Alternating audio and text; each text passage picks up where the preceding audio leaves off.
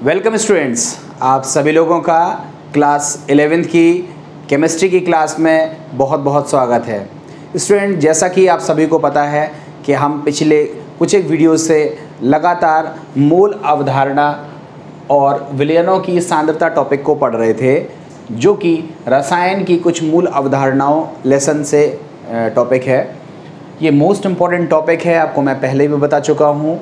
ये न केवल 11th क्लास के लिए बल्कि जब तक आप केमिस्ट्री पढ़ोगे तब तक आपको इस लेसन से रिलेटेड जो भी हम बता रहे हैं उन सब की ज़रूरत पड़ेगी। तो जो भी बच्चे आज पहली बार इस टॉपिक को देखना शुरू किए हैं वो भले बहुत पुराने वीडियो ना देखें, बट कम से कम मूल अवधारणा के मैंने 3 वीडियो अपलोड किए हैं, पार्ट 1, पार्ट 2, पार्ट 3। मतलब ये रसायन की कुछ मूल अवधारणाओं के, ये लेसन का नाम है हमारा रसायन की कुछ मूल अवधारणाएं। जब आप चैनल की प्लेलिस्ट में जाओगे तो आपको रसायन की कुछ मूल अवधारणाएं लेसन्स बना हुआ मिलेगा। उसमें कई सारे पार्ट हैं।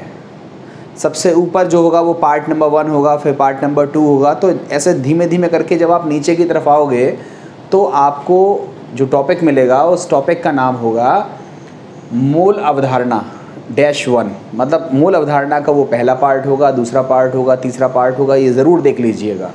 और उसके बाद सांद्रताओं के पार्ट दिए होंगे। सांद्रताओं के लगभग मैं 5 या 6 पार्ट आपको अपलोड कर चुका हूँ।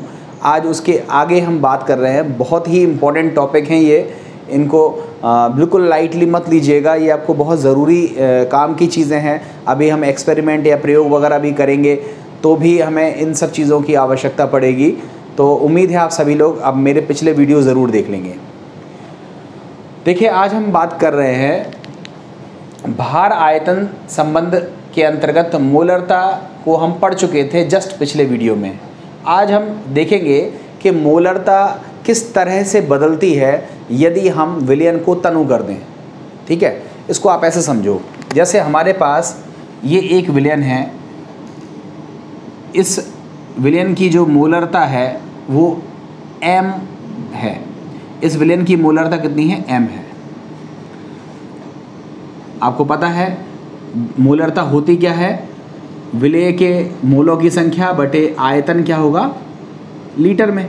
यही बताया था ना आपको। अब हमने क्या काम किया, यही विलयन लिया, पूरा का पूरा यही विलयन ले लिया और उस विलयन में हमने ढेर सारा जल मिला दिया, ढेर सारा जल मिला दिया।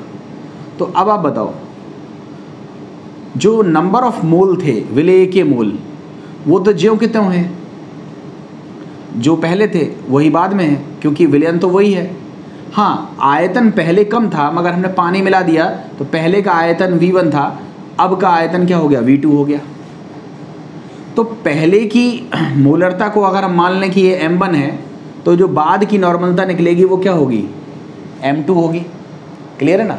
तो आप बताओ, अगर हम पहले की मोलरता की बात करें तो M1 बराबर क्या हो जाएगा? N/V1, समीकरण नंबर 1। या इसी को हम क्या लिख सकते हैं? N बराबर क्या हो जाएगा? M1 × V1, समीकरण नंबर 2 हो गया। क्रॉस मल्टीप्लाई कर दिया तो N बराबर क्या हो गया? M1 V1। अब अगर हम दूसरे केस की बात करें, ये तो हो गया हमारा केस नंबर 1, मतलब पहली परिस्थिति जब हमने नॉर्मल विलयन लिया था। अब केस नंबर 2 देखो। केस नंबर 2 का मतलब है अब हमने क्या कर दिया, इसमें पानी मिला दिया तो मोलरता बदल गई, मान लो M2 हो गई, मगर नंबर ऑफ मोल तो ज्यों के त्यों है, आयतन जरूर बदल गया। तो इसको इक्वेशन नंबर 3 मान लो। क्रॉस मल्टीप्लाई करोगे तो क्या हो जाएगा? N बराबर क्या हो जाएगा? M2 × V2, समीकरण नंबर क्या हो जाएगा? 4। अब आप देखो समीकरण नंबर 2 को और समीकरण नंबर 4 को। इसमें क्या है? लेफ्ट हैंड साइड में दोनों तरफ क्या है? N और N है। राइट हैंड साइड, जब लेफ्ट हैंड साइड बराबर है तो राइट हैंड साइड बराबर हो जाएगी, और बराबर होने के बाद हमको एक समीकरण मिलने वाला है M1 V1 बराबर M2 V2। इसको हम बोलते हैं तनुता समीकरण। तनुता समीकरण। इस समीकरण से हम पता लगा सकते हैं कि मोलरता बदल के क्या हो जाएगी। अगर हम किसी विलयन में जल मिला दें तो उसकी मोलरता बदल जाती है। अब बदल कर हो कितनी जाएगी उसको सॉल्व करने के लिए हम इस समीकरण का इस्तेमाल करेंगे सवालों में, और इस समीकरण को हम क्या बोलते हैं, तनुता समीकरण। तो आइए हम देखते हैं तनुता समीकरण पर आधारित कुछ एक सवाल, जिससे आपको ये समीकरण को अप्लाई करना अच्छे तरीके से आ जाए। तो आइए देखते हैं सवाल। देखो, तनुता नियम पर जो हमारा सवाल है वो 2 सवाल लिखे हुए हैं मैंने, अभी और सवाल भी लिख रहा हूँ। 200 मिलीलीटर M/2 NaOH विलयन में जल मिलाकर उसका आयतन 1000 मिलीलीटर कर लिया गया। ज्ञात करो नए विलयन की मोलरता क्या होगी। देखो, उसका सॉल्यूशन बहुत आसान है, बस थोड़ा सा सीख लो। पहले जो विलयन था उसका आयतन कितना था, आप कहोगे 200 मिलीलीटर, बढ़िया बात है। पहले के विलयन की मोलरता कितनी थी, M1 बराबर 1/2 थी। फिर उसमें जल मिलाकर नया आयतन कितना कर लिया, आप बोलोगे 1000 मिलीलीटर। आपसे पूछा गया है नए विलयन की मोलरता क्या होगी, तो M2 आपको निकालना है। तो आपका फॉर्मूला क्या हो जाएगा, M1V1 बराबर M2V2। इससे सॉल्व करोगे तो M2 बराबर क्या हो जाएगा, M1V1 बटे V2। मान रखोगे M1 का मान है 1/2, V1 का मान है 200 और V2 का मान है 1000। तो सॉल्व करेंगे तो कितना हो जाएगा, 1/10। मतलब जो नया विलयन होगा उसकी मोलरता कितनी हो जाएगी, 1/10 हो जाएगी। कर लोगे इसे। अब हम बात करते हैं नेक्स्ट क्वेश्चन की। देखो, नेक्स्ट क्वेश्चन भी सिंपल है, आप ध्यान से समझें। 50 मिलीलीटर M/5 KOH विलयन में कितना अतिरिक्त जल मिलाया जाए कि विलयन की मोलरता M/10 हो जाए। इसका सॉल्यूशन देखें, बहुत सिंपल है। पहले का आयतन कितना था, V1 बराबर 50 मिलीलीटर। पहले की मोलरता कितनी थी, M1 बराबर 1/5। कितना अतिरिक्त जल मिलाया जाए, तो जो नया V2 होगा वो मान लो V1 में V जल मिला दिया। देखो, V1 तो ऑलरेडी था, 50 मिलीलीटर तो ये ऑलरेडी था। मान लो हमने 20 मिलीलीटर और मिला दिया, तो टोटल आयतन कितना हो गया, V2 बराबर हो जाएगा 50 + V। और मिलाया जाए कि विलयन की मोलरता M/10 हो जाए, तो M2 का मान कितना हो जाएगा, 1/10। फिर फॉर्मूला लगाओगे M1V1 बराबर M2V2। मान रखो M1 का मान है 1/5, V1 का मान है 50 मिलीलीटर, M2 का मान है 1/10 और V2 का मान है V + 50। करोगे ना, सॉल्व करोगे, सॉरी इसको 5 से काटेंगे 50 को तो 10 टाइम कट जाएगा, क्रॉस मल्टीप्लाई करेंगे तो कितना हो जाएगा, 100 बराबर V + 50। तो V बराबर कितना हो जाएगा, 950 ml। मतलब अगर हम 950 मिलीलीटर इसमें वाटर और मिला दें, 50 ml तो था, 950 हम और मिला दें, सॉरी 950 कह रहा हूँ, 50 ml।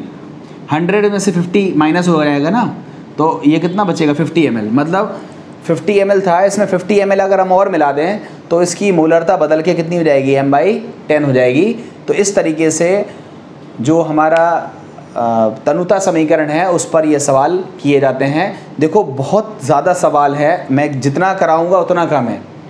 कम से कम 25-50 टाइप के क्वेश्चन इसमें तैयार हो सकते हैं, और हर एक क्वेश्चन अलग अलग डिफरेंट टाइप के हैं। जैसे एक क्वेश्चन और मैं लेता हूँ, आप देखिए, क्वेश्चन तो कितना भी आप कठिन बना सकते हो, बट आप अप्रोच सीखिए। मैंने जो किया है, आप कम से कम इतने क्वेश्चन की प्रैक्टिस तो कर ही लीजिएगा।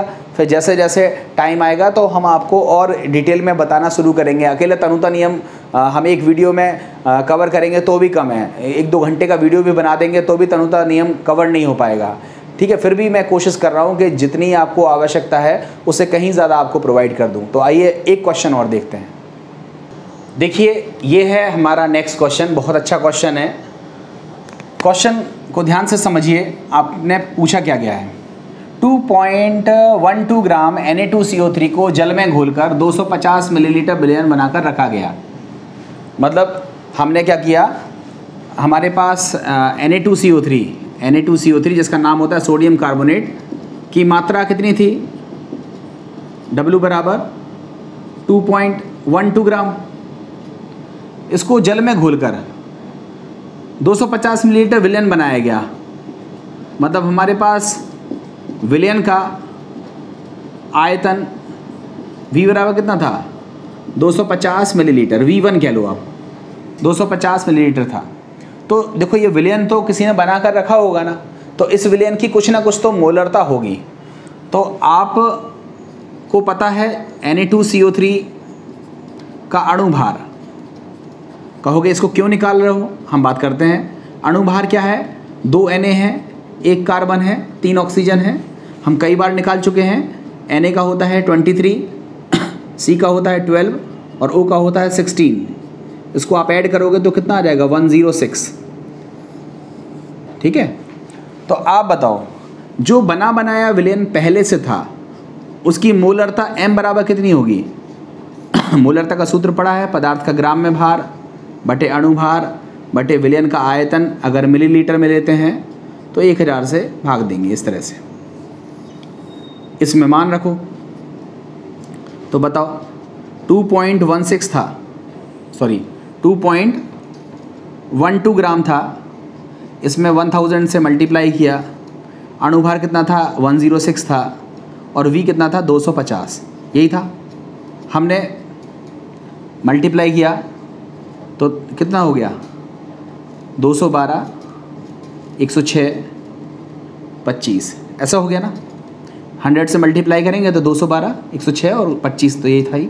106 से कटेगा ये 2 बार, मतलब जो पहले की मोलरता थी वो कितनी थी 2/25। सबसे पहले जो विलयन बना था उसकी मोलरता M1 कितना था 2/25 और पहले का जो वॉल्यूम था वो कितना था 250 मिलीलीटर। अब देखो आगे क्या हुआ, लिखा हुआ है किसी छात्र ने इस विलयन में 250 मिलीलीटर अतिरिक्त जल मिला दिया। तो बताओ जल मिलाने से मोलरता तो बदल गई, आयतन कितना हो गया, देखो 250 तो था हमारे पास पहले से, 250 जल मिला दिया तो जो नया आयतन हो गया वो V2 कितना हो गया 500 मिलीलीटर। अब बोल रहा है कि नए विलयन की मोलरता ज्ञात करो। तो मान लो नए विलयन की मोलरता है M2 जो हमें पता नहीं है, हम फॉर्मूला कौन सा लगाएंगे M1V1 बराबर M2V2। M1 का मान कितना है 2/25, V1 का मान कितना है 250, M2 का मान निकालना है और V2 का मान हो गया 500। ये हो गया ना, इसको सॉल्व करेंगे तो ये 25 से कटेगा 10 बार, M2 बराबर कितना हो जाएगा, ये 0 से 0 कट जाएगा तो कितना हो जाएगा 2/50, या कहें तो M2 बराबर हो जाएगा 1/25। तो इस तरह से ये हमारे विलयन की नई वाली मोलरता आ जाएगी। पहले कितनी थी 2/25 जो कि बदल के कितनी हो जाएगी 1/25। आपसे पहले वाला नहीं पूछा था, मगर पहले वाला निकालोगे नहीं तब तक आप मान कैसे रखोगे। तो इस तरह से ये वाला क्वेश्चन करना था, अच्छे तरीके से करिएगा आप कर ले जाओगे। मैंने फिर बताया बहुत सारे क्वेश्चन हैं, मैं अकेला इस पर वीडियो बनाऊँ तो कई सारे वीडियो बना डालूँ, मगर इतना पॉसिबल नहीं है, बच्चे भी इरिटेट होने लगते हैं, इसलिए मैं आपको यहाँ 2-3 क्वेश्चन करके बताया हूँ। अब इस तरह के क्वेश्चन आपको अगर किताब में मिलते हैं तो आप करिएगा, बहुत सारे क्वेश्चन कर ले जाओगे। तो यहाँ पर हमारा मोलरता टॉपिक पूरी तरह से कंप्लीट हो गया, जितना हमें आपको बताना चाहिए था। अब हम बात करते हैं भार आयतन संबंध में नए टॉपिक की, जो कि हमारा डी पॉइंट होगा। वो डी पॉइंट कौन सा है, आइए हम उसको देखते हैं। देखिए भार आयतन संबंध में हमारा नेक्स्ट पॉइंट है नॉर्मलता। नॉर्मलता ये केमिस्ट्री का सबसे ज़्यादा फेमस वर्ड है जो आपको बहुत ज़्यादा यूज़ करना है। नॉर्मलता जिसको हम बोलते हैं नॉर्मेलिटी, इसको आप प्रदर्शित कर सकते हैं n से। आप इसकी परिभाषा बनाएं, उसके लिए आप पहले इसका मात्रक याद रखिए, ग्राम, हिंदी में लिख देता हूँ, ग्राम तुल्यांक, जिसको हम बोलते हैं ग्राम इक्विवेलेंट प्रति लीटर, ये इसका मात्रक है। ठीक है, इसकी परिभाषा हम जाने पहले हम इससे मिलता जुलता एक शब्द लिखते हैं, ध्यान से समझिएगा। इसका मात्रक है ग्राम तुल्यांक प्रति लीटर। मगर मैं आपको इसको सिखा दूं तब हम परिभाषा की बात करते हैं। देखो एक मिलता जुलता शब्द है मोल प्रति लीटर, है ना, यहाँ लिखा है मोल। अब आपसे कोई पूछे मोल कैसे निकालते हैं तो आप बोलते हो पदार्थ की ग्राम में मात्रा बटे अणुभार। क्या लिखा है ये, पदार्थ की ग्राम में मात्रा बटे अणुभार, तो निकल आता है मोल। अब यहां पर लिखा है मोल और यहां पर लिखा है ग्राम तुल्यांक। तो जो ग्राम तुल्यांक निकालने का जो तरीका होता है, ग्राम तुल्यांक या जिसको हम बोलते हैं ग्राम इक्विवेलेंट, इसको निकालने का जो सूत्र होता है वो होता है W/E। ये याद रखिएगा, ग्राम तुल्यांक को निकालने का सूत्र क्या होता है, W/E। जी, ये जो W है वो क्या है, ग्राम में मात्रा, और E क्या है, तुल्यांकी भार। तुल्यांकी भार मैंने इसीलिए डिटेल में पढ़ाया था क्योंकि नॉर्मलता निकालने में आपको बार बार तुल्यांकी भार निकालना पड़ेगा, और तुल्यांकी भार अगर आपको निकालना नहीं आता होगा तो आप इस टॉपिक का आपका कोई महत्व नहीं है, नहीं कर पाओगे आप। इसलिए टॉपिक को आगे तभी देखिएगा जब आपको तुल्यांकी भार वगैरह निकालना आता हो। अगर नहीं आता है तो पहले आप उसको सीखिए, क्योंकि यहाँ पर बार बार आपको उसी चीज़ की ज़रूरत पड़ेगी। तो ये हमारा निकल आया ग्राम तुल्यांक। ठीक है, क्या निकल आया हमारा, ग्राम तुल्यांक। कैसे निकालते हैं, तो आपने कह दिया ग्राम में मात्रा बटे तुल्यांकी भार से हम क्या निकाल लेते हैं, ग्राम तुल्यांक। अब परिभाषा बड़ी सरल सी है, परिभाषा क्या लिखेंगे, 1 लीटर, जैसे हमको इसकी परिभाषा क्या बनाई थी, 1 लीटर विलयन में उपस्थित मोलों की संख्या को हम क्या बोलते हैं, मोलरता कैपिटल M से प्रदर्शित करते हैं। तो इसकी परिभाषा क्या हो जाएगी, 1 लीटर विलयन में उपस्थित ग्राम तुल्यांकों की संख्या को हम क्या बोलते हैं, उसकी नॉर्मलता, इसको N से प्रदर्शित करते हैं। मात्रक क्या हो जाएगा, ग्राम तुल्यांक प्रति लीटर। तो बिल्कुल सिंपल सी परिभाषा है, 1 लीटर विलयन में उपस्थित विलेय के ग्राम तुल्यांकों की संख्या को विलयन की नॉर्मलता कहते हैं। इसे N से प्रदर्शित करते हैं। इसका मात्रक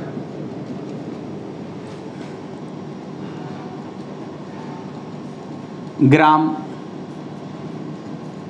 तुल्यांक प्रति लीटर होता है। कर लोगे ना इसे। अब हम बात कर लेते हैं इसका सूत्र कैसा होगा। जैसे हम मोलरता का फटाफट सूत्र लगा रहे थे, उसी तरह से नॉर्मलता के भी सवाल हमें करने हैं, और उसका सूत्र हम कैसे लिखेंगे आप खुद देखो। नॉर्मलता का सूत्र हम लिखते हैं, नॉर्मलता N बराबर क्या हो जाएगा, नॉर्मलता N बराबर हो जाएगा विलेय के, यहाँ लिख दीजिए, विलेय के ग्राम तुल्यांकों की संख्या, विलेय के ग्राम तुल्यांकों की संख्या बटे विलयन का आयतन लीटर में, विलयन का आयतन लीटर में, ये होता है। ये हमारा है फॉर्मूला जो कि हमने मात्रक से रख दिया। अब आप बताओ, थोड़ा हम सिंबल के रूप में आ जाते हैं। ग्राम तुल्यांक कैसे निकालते हैं, W/E से, और आयतन यदि हमको V दिया है और वो भी मिलीलीटर में दिया है तो हम 1000 से डिवाइड करेंगे, तो ये हमारा फॉर्मूला बन जाएगा। मतलब नॉर्मलता निकालने के लिए ये हमारा सूत्र है, N बराबर W × 1000/E × V। ये जो W है वो क्या है, विलेय की ग्राम में मात्रा। ये E क्या है, विलेय का तुल्यांकी भार, और V क्या है, मिलीलीटर में विलयन का आयतन। कर लोगे? अब हम इस सूत्र का इस्तेमाल करेंगे और फटाफट आपको निकालते चलेंगे कि किस तरह से नॉर्मलता निकलती है। जिस तरह से हमने मोलरता में एक चीज़ सीखी थी, उसी चीज़ को हम यहाँ पर भी देख लेते हैं। हमने देखा यहाँ पर कि कुछ विलयन की हमको क्या दी है, नॉर्मलता दी हुई है, और उस विलयन का नाम क्या होगा, ये बिल्कुल पुराने जैसा है।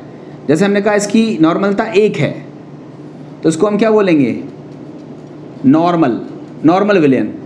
अगर इसकी नॉर्मलता 1/2 है तो उसको हम क्या बोलेंगे, सेमी नॉर्मल। अगर इसकी नॉर्मलता 1/10 है तो उसको क्या बोलेंगे, डेसी नॉर्मल। अगर n/100 है तो क्या बोलेंगे, सेंटी नॉर्मल। और अगर नॉर्मलता का मान 1/1000 हो जाए तो उसको क्या बोलते हैं, मिली नॉर्मल। जैसा पहले था वही चीज़ यहाँ पर है, वहाँ मोलर था, यहाँ नॉर्मल शब्द यूज़ हो रहा है।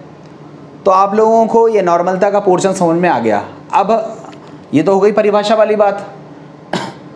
अब यहाँ पर मैं आपको एक चीज़ और बता दूँ कि देखो, 3 बहुत इम्पोर्टेंट वर्ड आपने सीखे। एक सीखा मोललता, बहुत ज़्यादा उपयोगी है ये सॉल्यूशन वाले लेसन में, मोललता। दूसरा शब्द सीखा नॉर्मलता, और एक तीसरा शब्द सीखा मोलरता। ये 3 शब्द आप सीख चुके हो। आप ध्यान रखो, नॉर्मलता और मोलरता तापमान पर निर्भर करती है, मगर जो मोलरता होता है वह टेम्परेचर पर निर्भर नहीं करती है। आप कहोगे सर पता कैसे लगेगा कि कौन तापमान पर निर्भर करता है कौन नहीं करता है?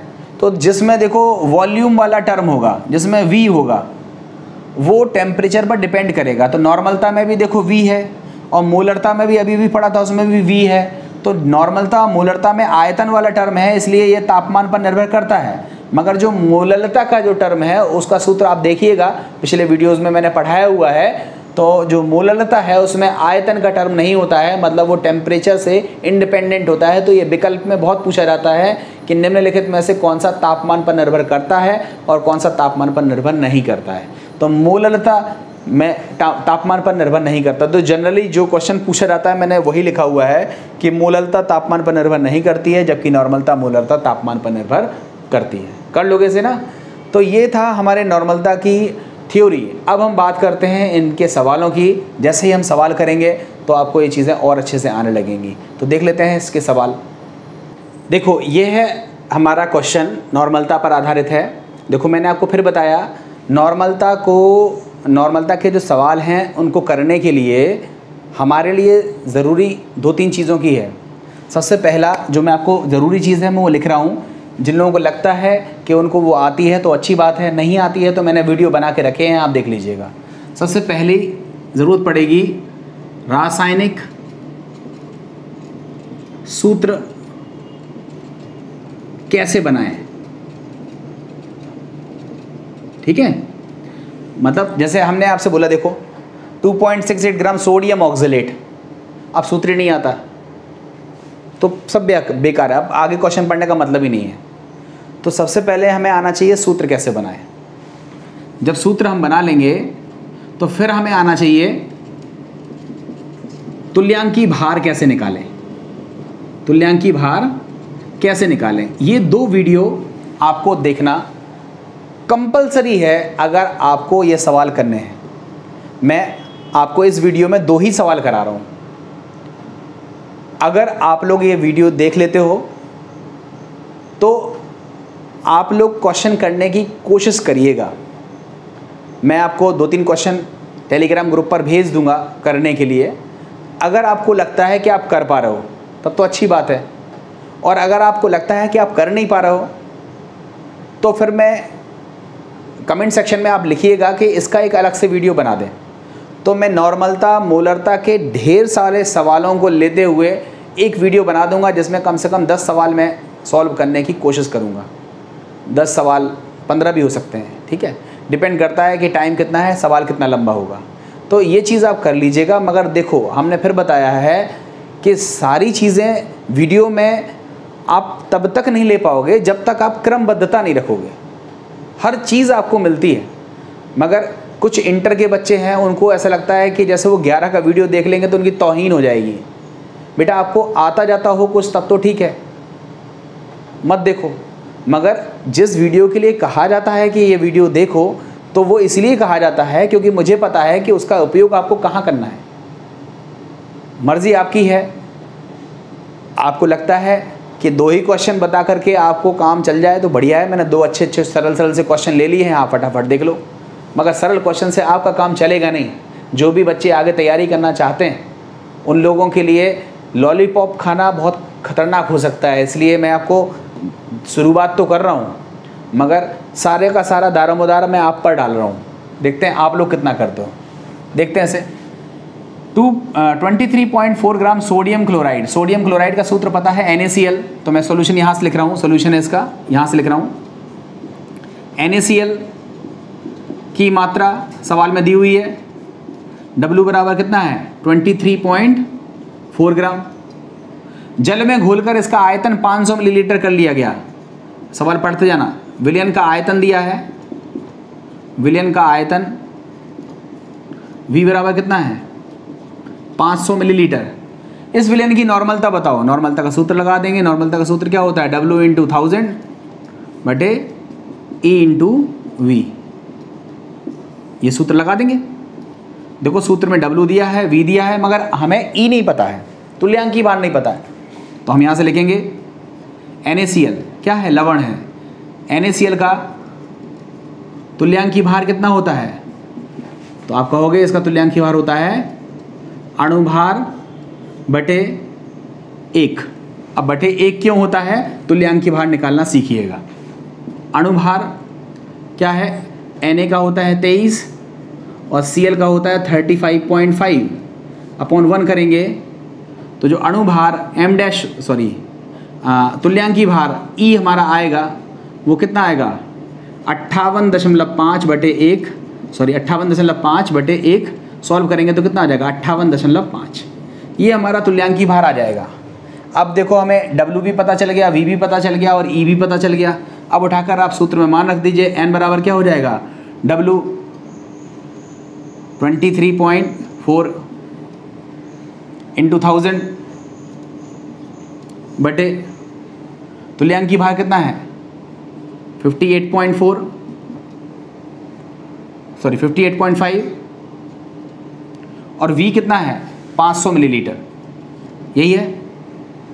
500 से आपने इसको काटा, 2 बार कट गया,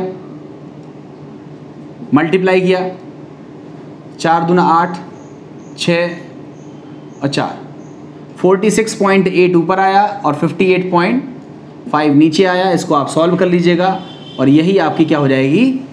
नॉर्मलता। कर लोगे? फिर देखो, अटकना कहाँ पर है? तुल्यांकी भार। तुल्यांकी भार आता होगा, अच्छी बात है, नहीं आता होगा, कोई बात नहीं है। जैसे मान लो यही क्वेश्चन मैं आपसे पूछा कि 23.4 ग्राम अमोनियम फॉस्फेट को जल में घोलकर 500 मिलीलीटर विलयन बनाया गया, तो इस विलयन की नॉर्मलता बताओ। करिएगा क्वेश्चन। अमोनियम फॉस्फेट बोला है मैंने, यही चीज़ है, केवल यहाँ पर क्या बोल दिया? Ammonium phosphate. सूत्र निकालिएगा, सॉल्व करिएगा, बताइएगा कैसा आंसर आएगा। नेक्स्ट क्वेश्चन देखो। 2.68 ग्राम सोडियम ऑक्जेलेट को जल में घोलकर, तो देखो अब देखो ध्यान से समझना। सोडियम ऑक्जेलेट का सूत्र होता है Na2C2O4। ये किसका सूत्र होता है? सोडियम ऑक्जेलेट का। कैसे होता है? तो आप ये वाला वीडियो देखिए, रासायनिक सूत्र कैसे बनाते हैं। ठीक है, रासायनिक सूत्र कैसे बनाते हैं वो वीडियो देखिएगा, उससे पता चलेगा कि सूत्र कैसे बनते हैं। फिलहाल सोडियम ऑक्जेलेट की मात्रा आपको दी हुई है सवाल में, कितनी दी हुई है? 2.68 ग्राम। को जल में घुलकर इसका आयतन 1 लीटर बनाया गया। विलयन का आयतन V बराबर है 1000 मिलीलीटर। देखो हम सवाल में मिलीलीटर में रखते हैं, इसलिए हमने तुरंत इसको मिलीलीटर में बदल दिया। W दिया है और V दिया है। अब आपको निकालनी है विलयन की नॉर्मलता, तो नॉर्मलता का सूत्र लगाओ, W इंटू 1000 बटे E इंटू V से सूत्र लगाओगे। अब इस सूत्र में फिर आपको ज़रूरत किसकी पड़ेगी? तुल्यांकी भार की। तो देखो सोडियम ऑक्जेलेट का तुल्यांकी भार कैसे निकालोगे? तो सूत्र पढ़ा होगा, लवण का तुल्यांकी भार क्या होता है? अणुभार बटे धन आयनों अथवा ऋण आयनों पर उपस्थित कुल आवेश, जो कि 2 है। अब 2 कैसे है वो आप सीखिएगा। अणुभार कितना है? आप Na2C2O4 का अणुभार निकालिएगा। देखो Na 2 है, कार्बन 2 है, 4 ऑक्सीजन है, Na का 23, O का 12, सॉरी कार्बन का 12 और O का 16 होता है। इसको जोड़ेंगे तो 46, 24 और 64, इसको आप ऐड करिएगा तो 134 आएगा। तो 134 अपॉन 2 करेंगे, सॉल्व करेंगे तो 67 आ जाएगा। कितना आ जाएगा? 67। Na2C2O4 का तुल्यांकी भार कितना हो गया? तुल्यांकी भार 67। अब नॉर्मलता बराबर सूत्र में मान रख दो। W कितना है? 2.68 इंटू 1000 बटे E कितना है? 67 और V कितना है? 1 लीटर 1000। ये तो सॉल्व हो गया यहाँ पर। अब 2.68 में 67 से डिवाइड कर दीजिएगा, जो भी हमारा आंसर आएगा वो यही हो जाएगा, इसकी नॉर्मलता ये हो जाएगी। तो हमें लगता है नॉर्मलता के आपको बेसिक क्वेश्चंस आ गए होंगे। अब जिस तरह से हमने देखा था कि जो मोलरता होती है, किसी विलयन की मोलरता है, अगर हम उसमें जल मिला देंगे तो मोलरता बदल जाएगी। उसी तरह से नॉर्मलता भी होती है जो जल मिलाने से बदल जाती है। अब बदल के कितनी हो जाती है उसको हम अगले वीडियो में देखेंगे कि नॉर्मलता पर तनु करने पर क्या प्रभाव पड़ता है। नॉर्मलता पर कुछ और भी चीज़ें हैं जो डेविएट कर जाती हैं, कुछ बदलने से नॉर्मलता बदल जाती है। तो उन सारी चीज़ों को आप हम नेक्स्ट वीडियो में ले लेंगे। इस वीडियो में लेने पर बहुत बड़ा वीडियो हो जाएगा, तो आप सभी लोग इस वीडियो को देखें। उम्मीद है अगर आप बात मानते हो तो ये वीडियो देख करके सूत्र बनाना सीखोगे। बेटा आप भूल जाते हो, इस चीज़ में तौहीन मत समझा करो कि हम पिछला पढ़ रहे हैं। पिछला आप इसलिए पढ़ रहे हो क्योंकि पिछली चीज़ें भूल जाती हैं। अगर आपको अपने ऊपर इतना ही आत्मविश्वास है तो मैं आपसे क्वेश्चन बोल रहा हूँ, आप उसको नोट करिए और लिख करके तुरंत चेक करिए कि आपको कितना बचा है दिमाग में। आप लिखिए व्युत्क्रम अनुपात का नियम क्या होता है, इस क्वेश्चन को लिख करके देखिए। अगर आपको लग रहा है कि आपको बहुत अच्छी चीज़ें आती हैं, हमें तो बहुत बढ़िया चीज़ें आती हैं, तो आप एक दूसरा क्वेश्चन लिख करके देखिए कि कैथोड किरणों के लिए E बटे M का मान तो समान होता है, मगर कैनाल किरणों के लिए E बटे M का मान समान क्यों नहीं होता है। ये भी लेसन आप पढ़ चुके हो, इसके मैंने 14 वीडियो अपलोड किए हैं, आगे वीडियो मैंने नहीं अपलोड किए हैं। जब भी आपसे बोला जाता है कि बेटा आप रिवीजन करके देखो, पिछला पढ़ के देखो, नहीं पढ़ना है, नया दीजिए। ठीक है बेटा, नया तो हम देते जा रहे हैं, पिछला चीज़ें आपका साफ होता जा रहा है। इसलिए कह रहा हूँ चीज़ें बढ़ती जाएंगी, बहुत कोर्स है, वीडियो बनाता जाऊँगा, आप देखते जाओगे। देखना सार्थक तब होता है जब आपसे क्वेश्चन पूछें और आपको फटाक से आंसर आ जाए, यार ये चीज़ तो मुझे इस तरह से आ गई है। तो उम्मीद है कि आप सभी लोग, आप सभी स्टूडेंट, जितने भी अच्छे बच्चे हैं, छोटे हैं, अभी दिमाग इतना ज़्यादा डेवलप नहीं हुआ है आप सभी लोगों का, मगर हाँ यही आपकी एज, ग्रोइंग एज है। इस एज में अगर आपका सही दिशा आपको दे दी जाए तो आप अपने टारगेट को बहुत जल्दी अचीव कर लोगे। मैं आपसे बस केवल एक ही रिक्वेस्ट करता हूँ कि बेटा आप नया वीडियो देखो, मगर कम से कम टारगेट एक बनाओ कि या तो आप अपने नोट्स से या अपने पिछले वीडियो से कम एक वीडियो को रिपीट करके ज़रूर देखो। हम जो चैप्टर पढ़ा रहे हैं उस चैप्टर के साथ साथ हम जो पढ़ा चुके हैं उसको भी एक बार रिवीजन करने की कोशिश करो। अगर बात मानते हैं तो आपको प्रॉफिट होगा, आप नहीं मानते हो तो आपकी मर्जी, करियर आपका है, भविष्य आपका है, आपको ही बनाना है या आपको ही चौपट करना है। आप अपने लिए रिस्पॉन्सिबल हो, ना तो पेरेंट्स के लिए रिस्पॉन्सिबल हो, ना किसी टीचर के लिए रिस्पॉन्सिबल हो। तो उम्मीद है आपको मेरी बात समझ में आ गई होगी। ज़्यादा से ज़्यादा बच्चों तक इसको शेयर कीजिए, मेरे वीडियो को लाइक कमेंट किया करिए। उम्मीद है आपको पसंद आया होगा। Thank you very much.